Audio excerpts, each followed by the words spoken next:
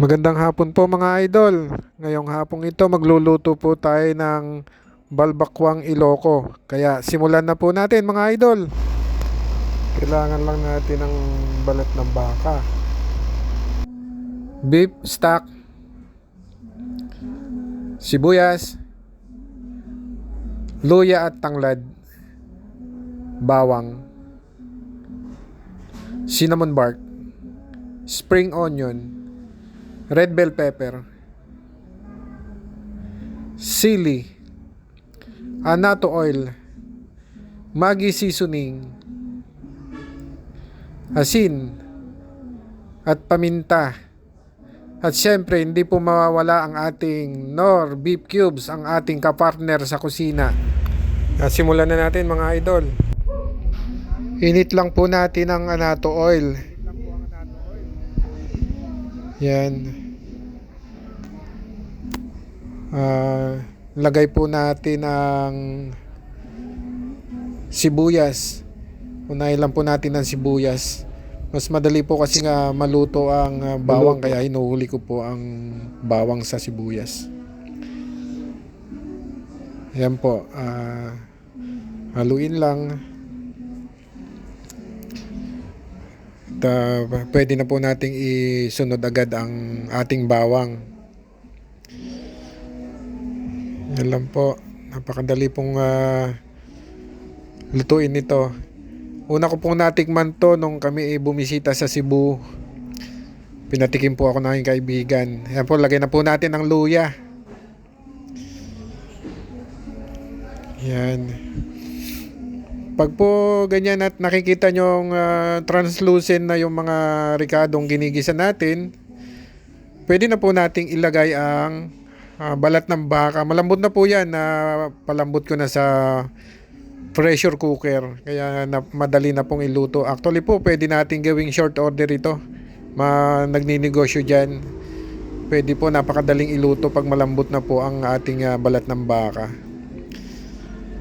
Yan, haluin lang po at ilagay na po agad natin ang beef stock. Yan po, yan, no? Napakaganda. Napakaganda ng kulay. Dahil po yan sa annatto oil. Yan po talaga ang kanyan, pampakulay ang ating annatto oil. Yan, ginawa ko po ang version nito kasi marami na pong gumawa ng version ng balbakwa. Kaya po naisipan ko yan, kung ano lang po yung available ito. Sunod na po natin asin. Yan, kaya nga po ginawa ko ito. Yun lang po yung mga available na ricado namin dito. Lagyan na po natin ang ating paminta. Kaya haluin lang po para maging pantay ang ating timpla sa ating nilulutong balbakwang Ilocos. Yan lang po. Napakadali pong magluto na to mga idol. Yan, hintayin lang po nating kumulo konti. At pag nakakulo na po ito, pwede na nating malagyan ng kwanto, malagyan ng pantimpla. Ayan po, unahin natin ang tanglad. At yan, tanglad po, nagtatanggal po yan ng lansa nung balat ng baka. Yan po ang papel ni tanglad. Ayan, yan po, nakakulo na. Pwede po nating lutuin to mga 7 to 10 minutes. Mayroon na po tayong lagyan na po natin ang ating sili. Yan, naamoy ko na po mga idol. Nakakagutom na. Yan, haluin nyo lang pong ganyan. Madali lang po itong matutunan sa pagluluto ng balbakwa.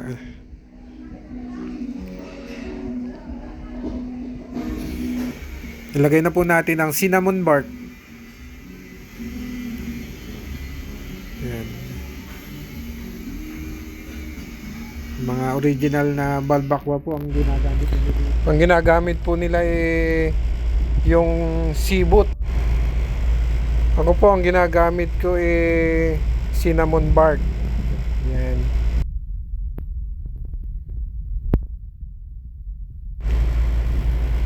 At isunod na po natin ang Knorr beef cubes, ang ating kapartner sa kusina.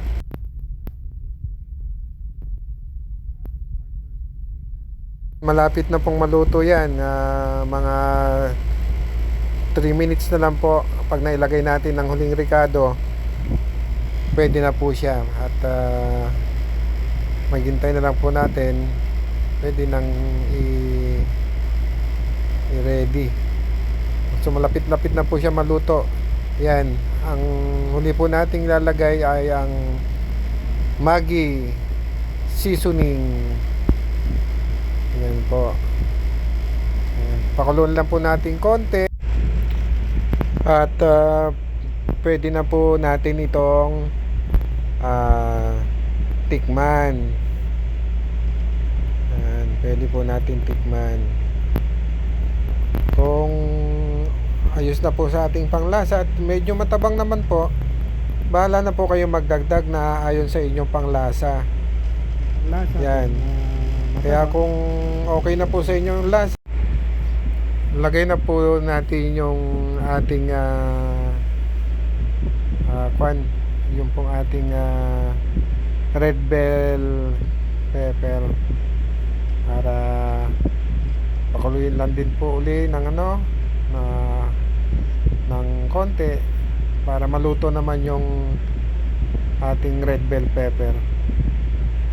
At ang huli po nating ilalagay dito ang ating spring onion, yung ating pong pang garnish, para tapos na po tayo. Pwede na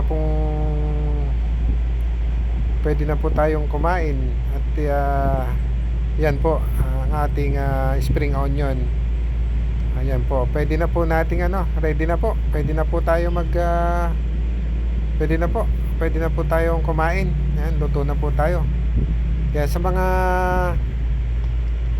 idol ko dyan na mahihilig sa kusina, i-try nyo po ito. At panigurado na magugustuhan ng ating pamilya. Yan po, patayin na po natin ang ating kalan. At ready na po natin ang ating niluto. Pwede na po tayong kumain. At magandang araw po uli. Happy eating.